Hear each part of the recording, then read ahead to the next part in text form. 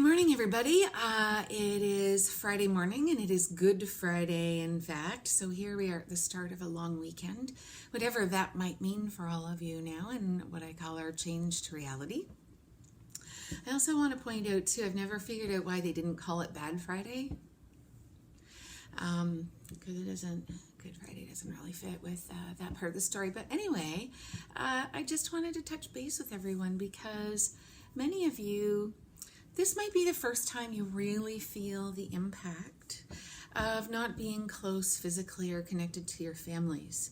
Because I'm going to go down a limb and assume that everybody is going to stay home. I'm going to assume we aren't going to have anybody driving up to their cottage or getting together in large groups of family. Let's just assume that's not going to happen.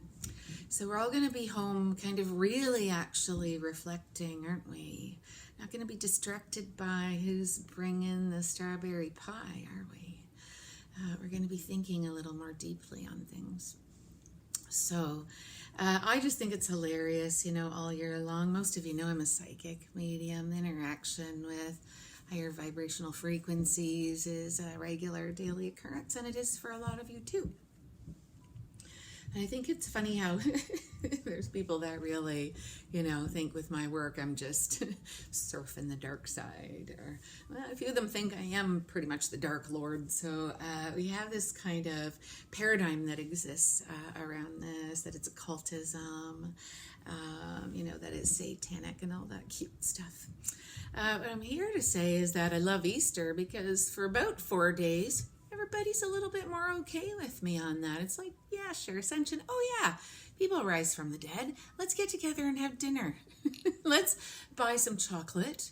Let's get some plastic eggs from the dollar store that are going to end up filling our landfills and fill them with this chocolate and give it to our kids and celebrate and stuff ourselves and enjoy this concept of rising from the dead for a few days.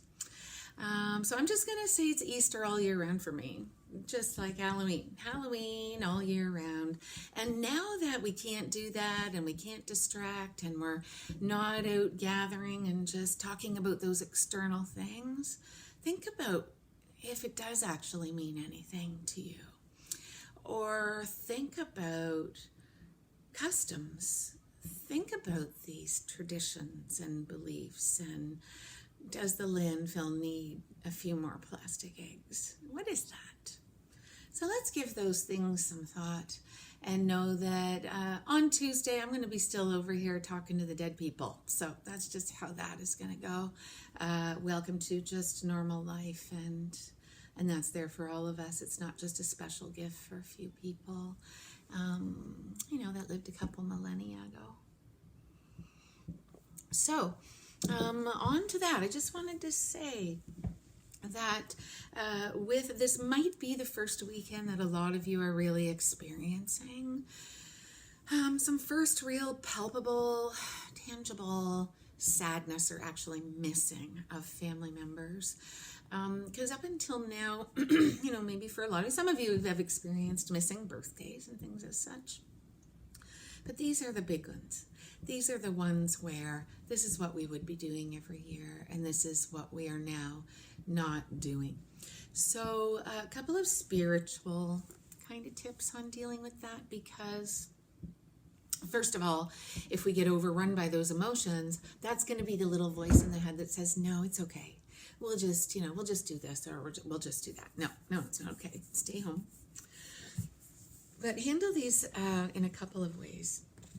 A lot of people are telling more stories right now. It's interesting, isn't it? When we all have this time to reflect, I have people thinking back more, reminiscing more, going through important moments in their life more, whether they were hard, difficult moments, moments of grief or crisis or trauma, whether they were moments of joy. There's a lot of life review going on right now, actually. And so we're noticing that as we are moving these stories to the surface, there are people who want to know and hear these stories. So there's a lot of people right now. Ancestry.com must be just killing it right now, because I see a lot of people starting to dig into those stories. And I'm seeing a lot of people in my age group or older.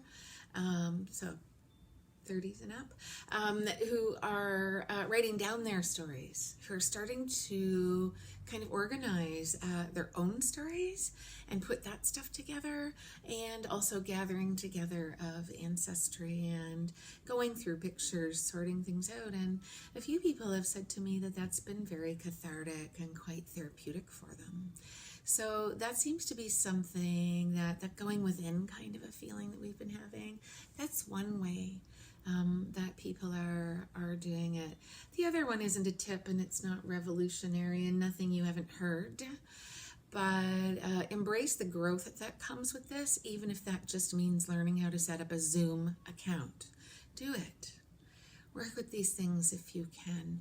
Grow. So many businesses right now are going through this exponential online growth and change and adding these different facets to what they do and how they do it. And so moving along in this uncertain kind of a space, doing this living one day at a time, it's giving us tools. It is. It's benefiting us. It's inconveniencing other parts of us, those parts that love us and care for us, but maybe need some growth. And again, we are really, really fine-tuning. So reflect and stay connected, and grow in the ways that you can from one space, from being inside of one home. Look for the ways to grow still, because they're there, and you're just going to be so bored. You're going to want to anyway. So not the deepest spiritual insight, but at the same time, things that can keep our spirits in a better zone and in a happier, more grounded kind of a space. So I'm going to go and get ready for my day today. I'm, again, actually really loving seeing those faces coming in every day. It's really been really joyful and giving me, I'm sorry to every client who's having to deal with my bad jokes in their readings. I'm sorry, I can't get on stage. It's building up. I apologize, but it has to come out somewhere. I should get a cat. Okay, anyway, have a beautiful Easter weekend. I'm sure I'll be checking in before the end of it. And stay wonderful and magical. Keep loving one another from a distance this weekend. And I will talk to you all again very soon.